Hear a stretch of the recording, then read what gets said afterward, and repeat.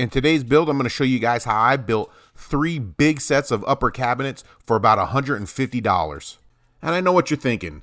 How the hell is he going to build 3 sets of upper cabinets this far along in his pregnancy? No, just kidding. I know what you're thinking. How am I going to do it for $150? Well, I'm going to ignore all the warnings from YouTube and I'm going to build it out of the cheapest material I can find. That's right, particle board. Not just particle board, but particle board I got on clearance for $12 a sheet. And later on, I'll tell you how you can get yourself 4x8 sheets of particle board for $12 a sheet. And not just particle board, I've gotten plywood and all kinds of different lumber for up to 70% off. And I think you're going to be surprised at the way they come out. I feel like there should be some Benny Hill music playing as I struggle with this board. If you know who Benny Hill is, leave it in the comments. I think a lot of you don't. And if you're thinking, I would never use particle board to build my cabinets, well, here's what they're charging $169 for at Home Depot. Particle board cabinets. 1/2 inch, not even 3/4. Okay, I'm using this Bora saw plate, which is this part, and rip handle. Comes with their track system they have. It's kind of like in replacement of a track saw. But I'm using this to rip down all my pieces. It took me about an hour to get it set up. Adjusting all this and getting the blade just right is not easy. It took a lot of time, some squares, but I think I got it dialed in pretty good. So now all I gotta do is set this. I don't know if you can see that, because I'm gonna cut these pieces at 13 inches. All I gotta do is set it to 13, and I should be able to just keep making 13-inch cuts. But I did a little sample nick of it right here, and it's at exactly 13 inches now that I got that set up right. And I got that on exactly 13. That cut is exactly 13 inches. So we'll see what happens. Okay, so if you weren't paying attention in my setup intro, I'm using some sawhorses with some 2x4s going across, and then a sheet of particle board, and then a sheet of foam board, and then another, and then the boards I'm cutting on top.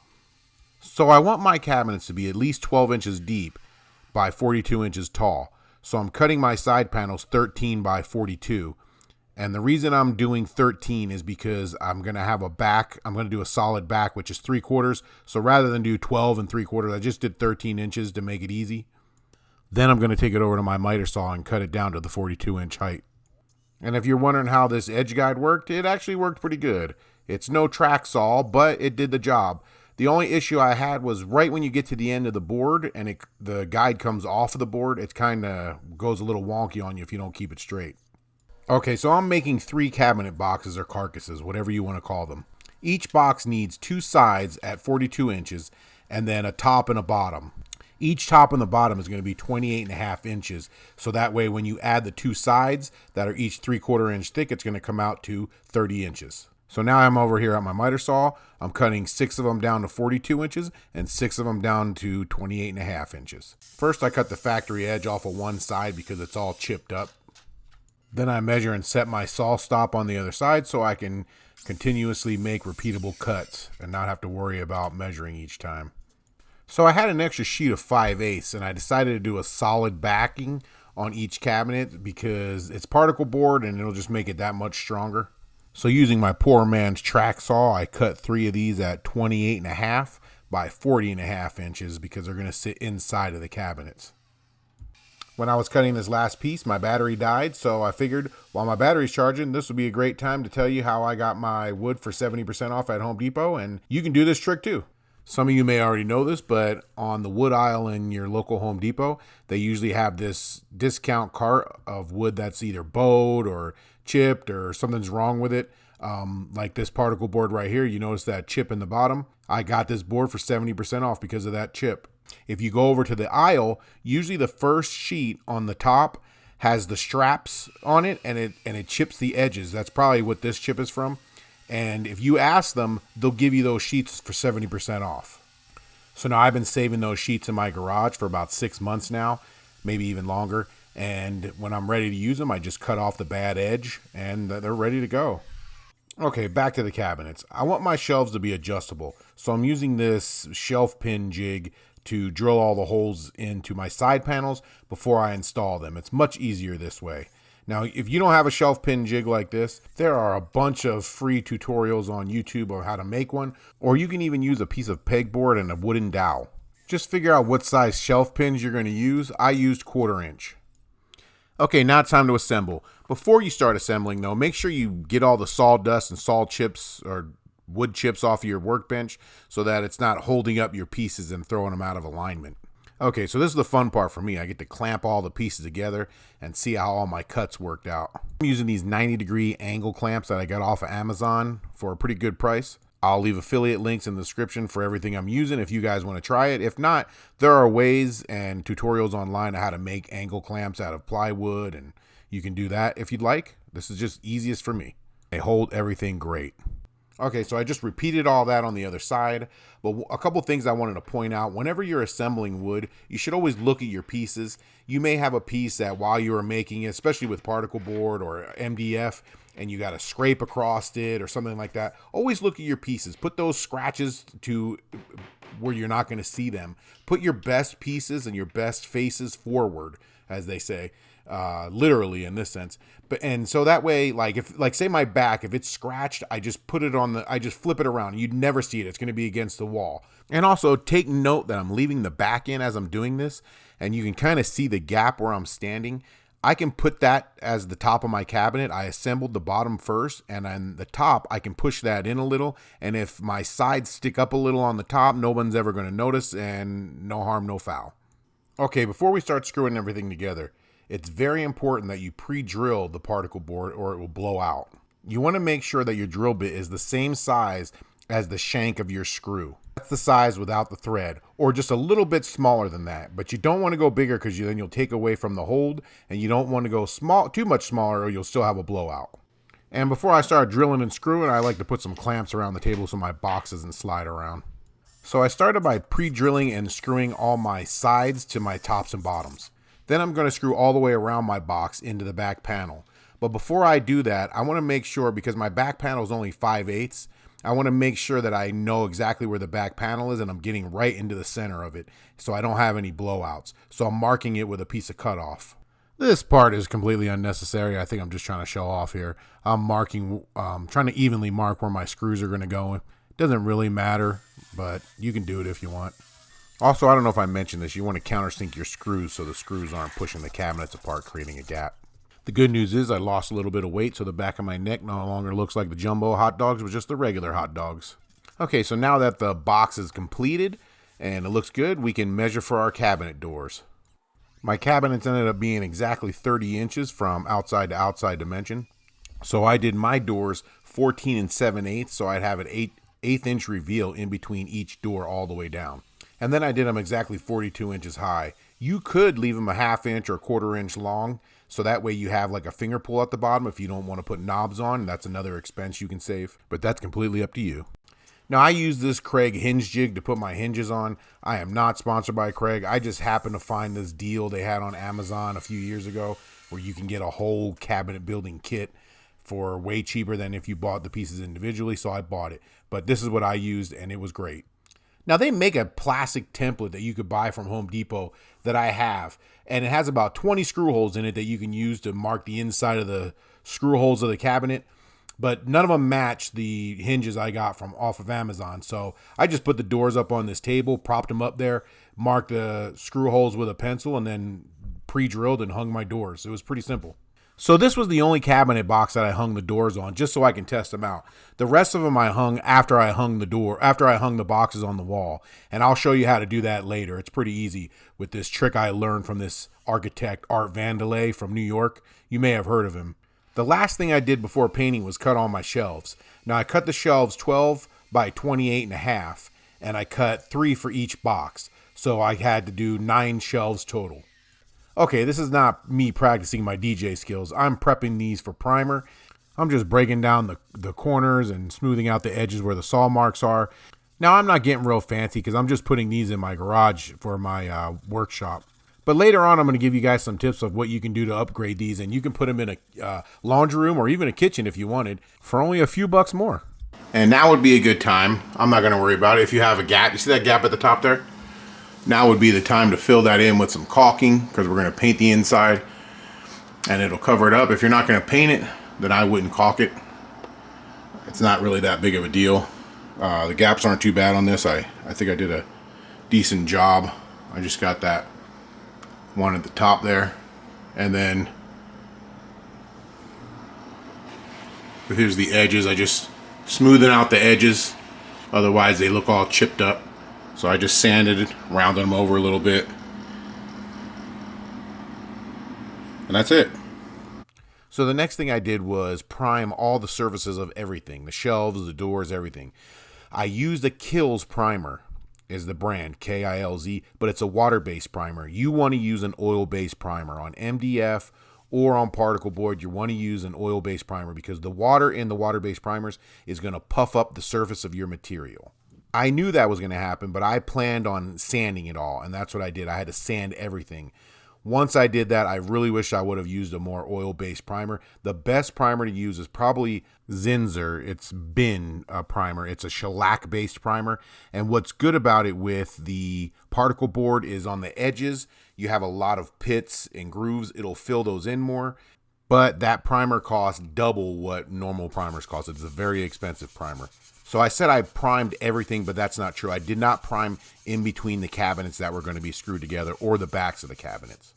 So I painted my cabinets with a grab-and-go paint from Walmart. It was granite gray. It was a leftover paint I had from something I built a while ago, and like about 3 years ago. And I love this color, but I kind of regret using this paint, and I'll show you why later. Here's a little bonus tip of something I do when I'm painting anything. If I got to come back tomorrow, like these doors, I got to flip them over and paint the other side tomorrow. So in the meantime, I just put a little piece of press and seal on my paint tray, make sure it's all sealed and airtight, and then I put my roller into a plastic bag. And then the next day, I just take the press and seal off and it's ready to go. I did this for about 3 days. So in between coats, I'm going to take down my pegboard and lay out where my cabinets are going to go. I'm going to do my cabinets at the standard height of 54 inches off the floor to the bottom of my cabinet because my workbench is the standard 36 inches like a countertop. Now I have my water heater vent that goes through my ceiling and it's single wall. So code says I have to be with flammable materials, which is a wooden cabinet. I have to be 6 inches from single wall water heater vent. So that's what I'm doing here. I'm making sure I stay away from it so I don't have any code problems later when I sell. Wow, my butt was hungry. It's really eating those sweatpants. It looks like I had a reverse fart and sucked the sweatpants in. Regardless of that, right now what I'm doing is looking for studs. So when I'm putting the cabinets up there, holding them up by myself, I can know right where the studs are to screw them into. Okay, right now I'm going to screw this 2x4 to the wall with the top of it being at 54 inches. I'm going to level it off so that way I can put the back of the cabinets on there, rest them on there while I screw them to the wall. It'll be my support and it'll be nice and level. So right now I'm making a little T on a 2x4 and I'm going to use that to hold up the front of the cabinet.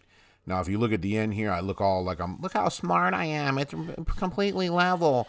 But I didn't take into account that my garage floor slants, so it was a little bit lower in the front. But that's okay. It did its job.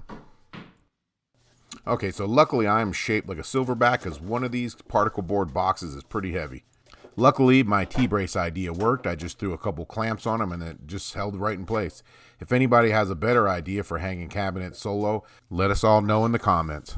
Okay, so I used my level and I made sure everything was level in every direction. And then I secured it to the wall using 4 number 9 3-inch construction screws and a finishing washer to keep it from pulling through. Obviously, I have a problem with butt hunger. Then I secured the cabinets to each other with 1.25 inch general construction screws. Thinking about it, it's really hard to put a price on how much it costs each individual to build one of these. Like I had all these screws already, I had the paint already, I have the tools already. So if you have to go out and buy screws or you have to go out and buy a tool or you have to go out and buy paint, it may cost you more than $150 to build all 3 of these. Now it's time to hang my doors. I built this little shelf here. I just clamp it on there. It's a little piece of scrap wood to hold the shelf up while I'm screwing it in. This middle shelf was the one that I already had assembled. That's why I started in the middle, if you're wondering. So all I have to really do is put the screws in on this one. But the next shelves, I'm going to have to hang from scratch, like pre-drill them and everything. So I learned this trick from my friend Dan Connor over at Ace Construction in Lanford, where you just take a piece of a stir stick and use it as a spacer. Mark your screw holes and then drill them out. And that's all I did for the rest of these. So when you close the doors, these hinges might be, your reveal might be a little wonky or get skinny on the bottom. This one's touching at the top. It's easy enough. See, it's got a gap at the bottom. The hinges usually need to be adjusted. There's different ways to adjust them. If you can see, I don't know if you can see this, but this one brings the cabinet door in and out. This is bringing it in and out. And then this one will bring it up and down. So you just adjust it to whatever you're looking for to fix your reveal. So mine, the bottom looks good. I got to adjust that top one. When I turn this, the drawer is moving out. When I turn it this way, it's moving in. So now let's close it, see if that did it. So now it's closing. I just got a little bit more. It might not be all this one because my gap is pretty fat up here on that side. So I think I got to move this one in. Let's see. There we go. So now let me step back. And let's see. So there you go. So now you just got to go through and adjust them so all your reveals are even. Now it's time to install my shelves. Can't wait to put my first item on the shelf. I got these shelf pins off of Amazon. I got a whole bag of them, 100 of them for, I think it was $9.99, $10. I'm just putting these in here in an even spacing for right now. I'm going to adjust them later as I figure out what I'm going to put in each cabinet. There goes my first item on the shelf. So proud. Now I know how Olympic gold medalists feel. So now I'm putting on the final touches, the handles. I got a pack of handles off of Amazon for $10. It was for 30 handles. And I'm not sponsored by Craig, I swear, but I'm using this Craig jig that I got with that same kit I was talking about to put the handles on. Just makes things easier. There's a ton of ways to put handles on though. I'm going to put affiliate links to everything I use down in the description. I try to find stuff at the cheapest price, but also the best value. If you find something cheaper and better, please put it in the comments. Okay, so the cabinets are complete. Did you notice any mistakes I made? They're not real obvious. You might have seen it along the way. This cabinet right here, not a big deal, not too big of a deal, but I flipped it upside down when I built it. So I measured the pins from the bottom up on each one so they would all line up, and if I wanted to, I could put all the shelves on the same height. Well, this one got flipped, so now I can't do that. I probably wouldn't do it anyways. Not a big deal.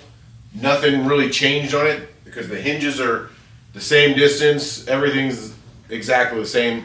I didn't even notice it till after it was hung and I started putting the shelves and I realized I had it upside down. Not the end of the world, but it was a mistake I made. It wasn't part of my plan. I had it planned to go one way and it went another. Another thing is this door got messed up. This door is much lower than this one. No matter how much I try to adjust it, I can't get this side up. And I think it's because that hinge was crooked. Somehow when I put that on, the screws aren't in there crooked. So for me to fix it, I have to fill the holes back in and re-screw it, which I'm gonna do. I just didn't want to do it right now. I wanted to finish this video, but eventually, hopefully, I'll fix it. It's the only door that did that. All the rest of my reveals are really good, but I think it's because I messed up that hinge when I installed it. Sometimes I like to dance. Okay, one thing I would change is the paint. I would have used a higher quality paint, maybe went to Home Depot. I got this paint like 3 years ago. I used it on a project. I really liked it. I don't know if it degraded over time because it's been in my garage for about 3 years, but I don't like the way it stays tacky. It has great coverage, but the cabinets still stick. I had to put bumpers to keep it from sticking and pulling apart, and it seems to chip very easily. So paint, I would upgrade paint. So these I built for my garage, but if you wanted to upgrade these to put them in a laundry room or even a kitchen, here's some ways you can do it. The first thing you can do, a cheap upgrade, would be edge banding. The edges of particle board is really pitted, so I would put in edge banding. Edge banding, all you need is an iron, like I have up there, just a regular household iron. If you don't have the edge banding stuff, that's all you need. And then you put this over the edges, roll it out, iron it on, and there you go. Nice clean edge. You can use that on plywood, particle board, whatever you want to use it on. This is a white that I have right here from Melamine, but they have one that's just a regular wood grain. Another thing you can do to upgrade is your doors. You can buy just doors, and they're the most expensive and hardest part of the cabinet, in my opinion. You can buy just doors on Amazon or Home Depot, and then all you got to build is your box. Another way you could upgrade the cabinets is the face frame. In my opinion, the most expensive and the nicest part of a cabinet is the face frame and the door, because that's all you really see when it's closed. On the inside, they usually use particle board. If you buy a cabinets from like a Home Depot or a big box store, it's going to be made of particle board on the outside. IKEA particle board, everything's made of particle board. The only thing is a nice face frame. Most of the cabinets that they install, home builders nowadays, are particle board inside with a nice face frame. Sometimes not even a nice face frame, just a wrapped particle board or a wrapped pine or something like that. So face frame, that's another way you can upgrade your cabinets. Now I roll these cabinets with a dense foam roller, and it's made for cabinets and doors. It gives it a probably the smallest stipple you could get in rolling something. There's no brush marks, but it still does leave a texture. The best finish you're gonna get is if you spray it. If you can buy a sprayer, they have them pretty cheap now on Amazon, a decent sprayer. You can get it for less than $100. Okay, that's it. That's the mistakes I made, some things I would do differently, and ways you can upgrade these. The only thing left now is for you to get to building.